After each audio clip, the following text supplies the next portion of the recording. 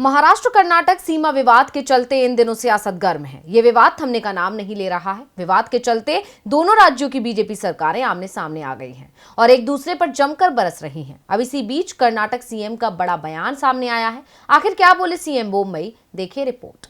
NDA शासित दो राज्यों के बीच घमासान छिड़ा हुआ है और दोनों ही राज्यों की सरकारें एक दूसरे पर निशाना साध रही हैं। इसी बहस के बीच अब एक बार फिर कर्नाटक के सीएम बसवराज बोम्मई ने महाराष्ट्र के मंत्रियों को धमकी दी है। उन्होंने महाराष्ट्र सरकार को चेतावनी देते हुए कहा है कि अगर उनके मंत्रियों ने कर्नाटक के बेलगावी में प्रवेश की कोशिश की तो उन पर कानूनी कार्रवाई की जाएगी। मीडिया से बात करते हुए बोम्मई ने कहा कि वो इस मामले में महाराष्ट्र के सीएम एकनाथ शिंदे से बात करेंगे और अपने मंत्रियों को बेलगावी नहीं भेजने के लिए कहेंगे। उन्होंने कहा इन मंत्रियों के दौरे से यहां कानून व्यवस्था बिगड़ सकती है। साथ ही उन्होंने ये भी कहा कि सीमावर्ती इलाके में उन्होंने अधिकारियों को सख्त कदम उठाने के निर्देश दिए हैं।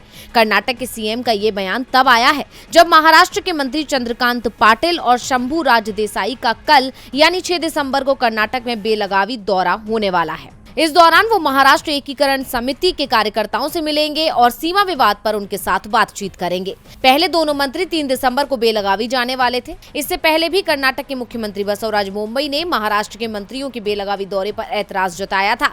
उन्होंने सीमा पर दोनों राज्यों के बीच मौजूदा स्थिति के मद्देनजर बेलगावी का दौरा नहीं करने को कहा है।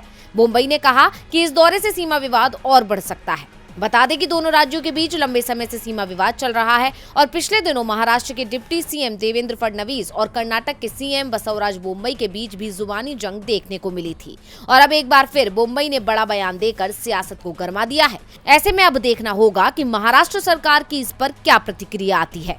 डीवी लाइव की रिपोर्ट।